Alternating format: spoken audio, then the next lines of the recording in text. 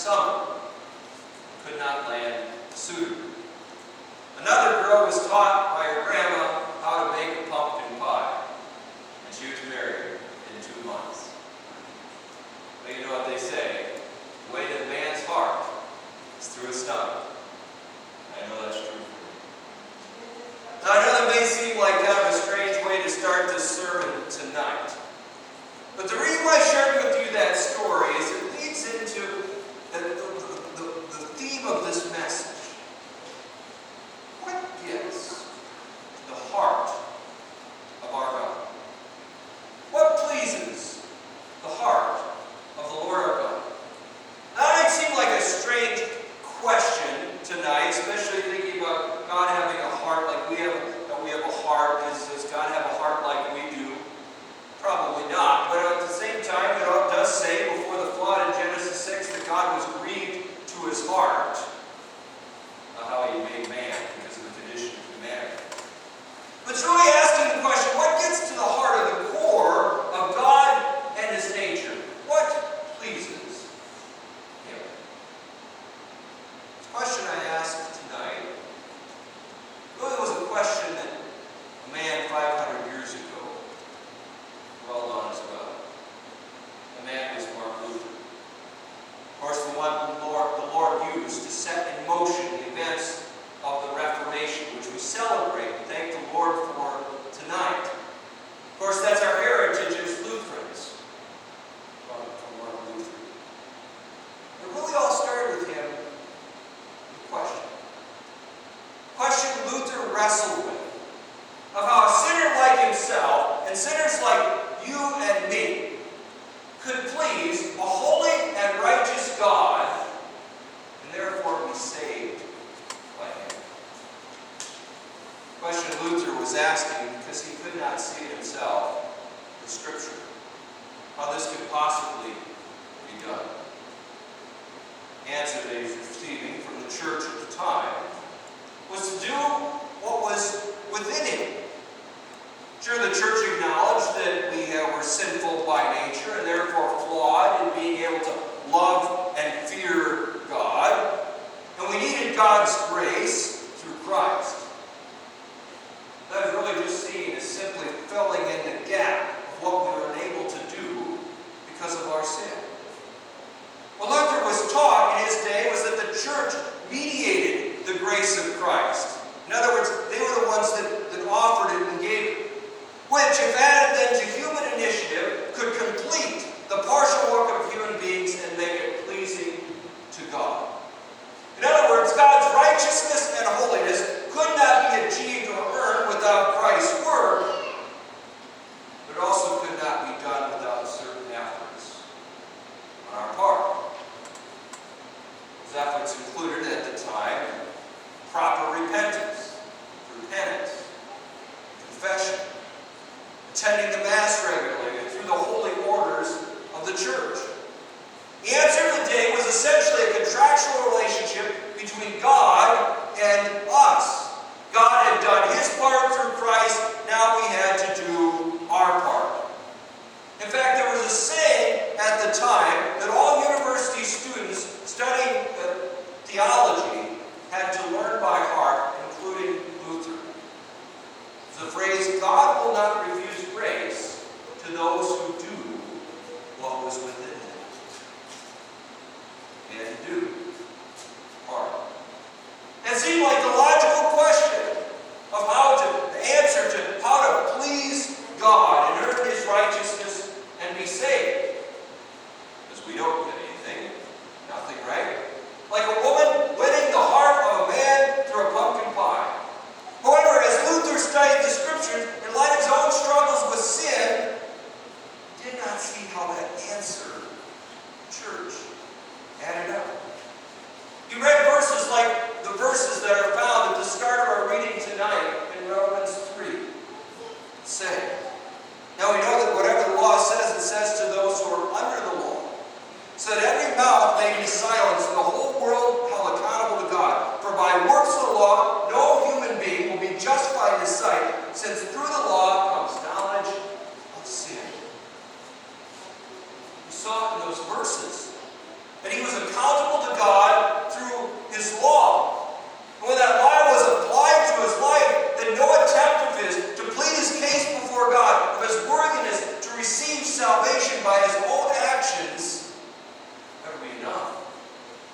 And he would always fall short.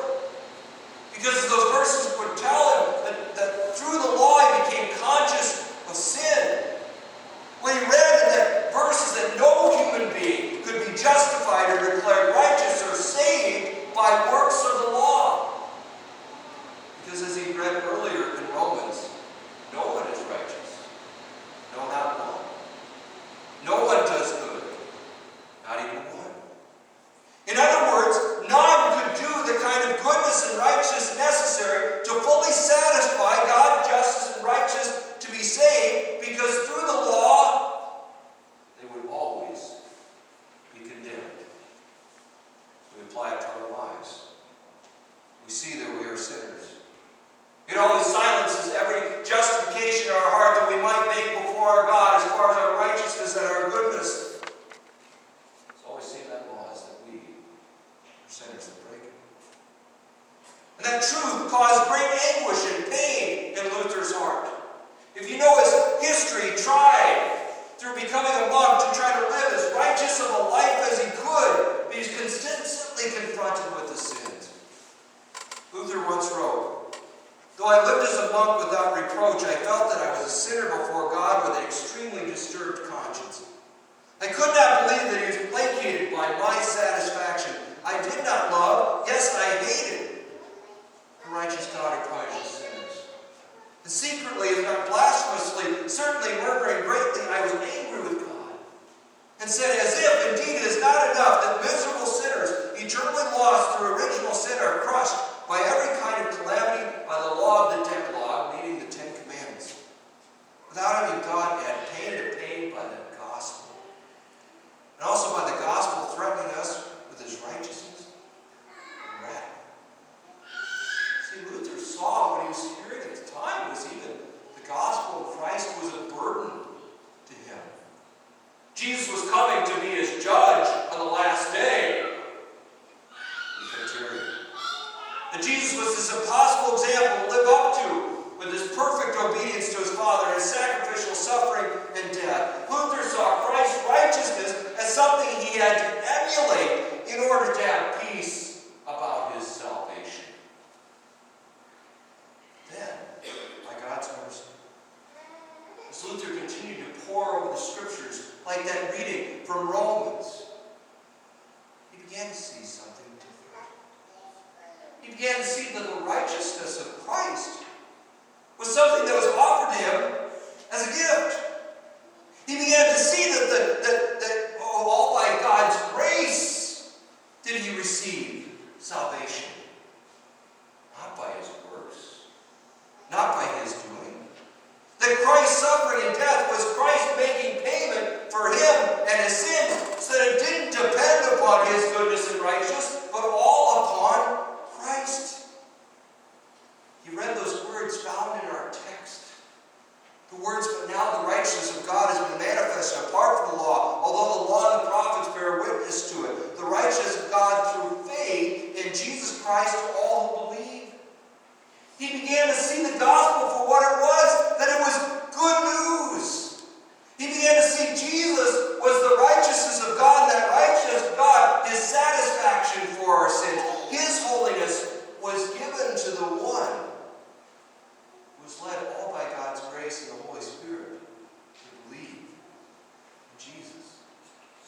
Not as an example to live up to, but as their Savior from sin. As you continue to read the words of Romans 3, "For there is no distinction, for all have sinned and fall short of the glory of God, and are justified by his grace as a gift through redemption that is in Christ Jesus." See, what Luther saw was what pleased the Lord. His Son, his mercy. And that merciful act of his Son, that act of his redemption on the cross, is what he looks at in us, who come to believe in Christ our Savior and receive the gift of his grace in our baptisms.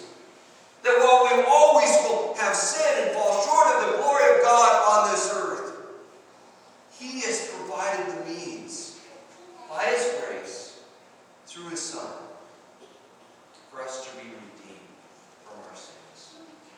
to be set free from the condemnation of the law and our sins. And that is what pleases our Lord.